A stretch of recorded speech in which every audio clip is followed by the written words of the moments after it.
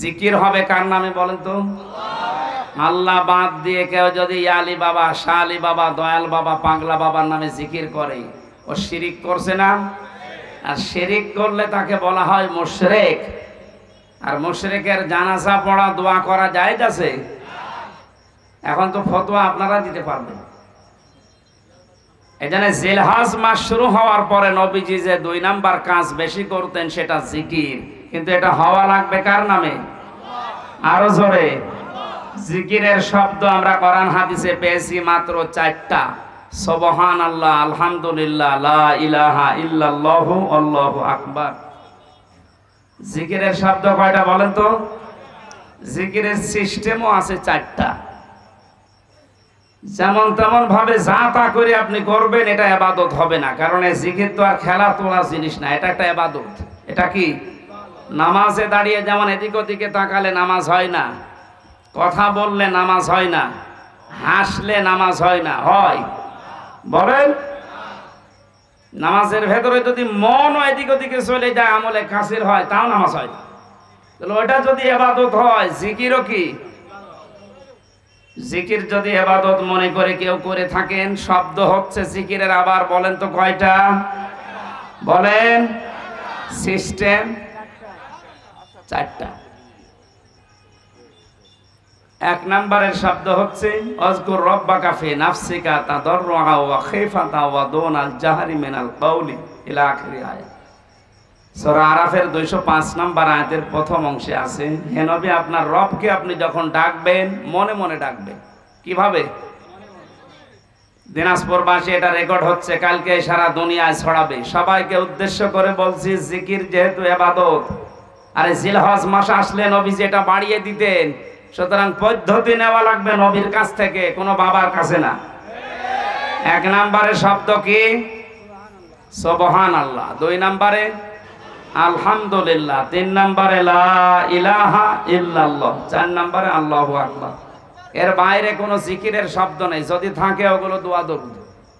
আমি কিছুক্ষণ আগে যেটা বললাম ওটা কোরআনের আয়াত, দোয়া হিসাবে আমরা পড়ি, রব্বানা আতিনা ফিদ দুনিয়া হাসানা, দুনিয়ায় আমাদের কল্যাণ দাও।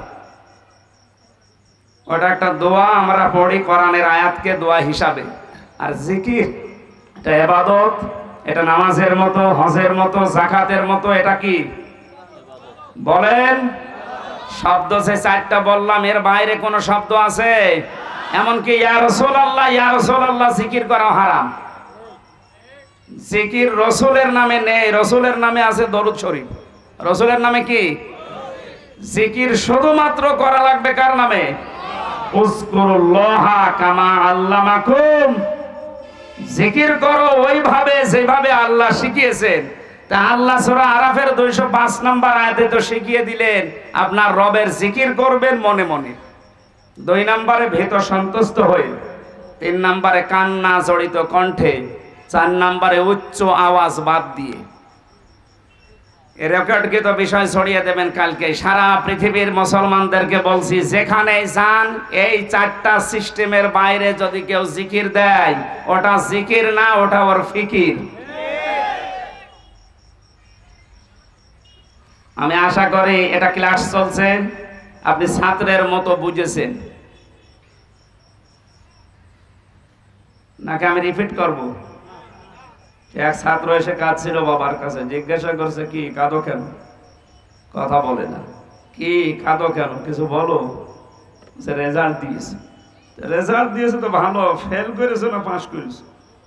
ছেলেটা বলছে আব্বা ফেল করলে তো কথা ছিল, ছিলাম 5-এ, নামিয়ে দিয়েছে 3।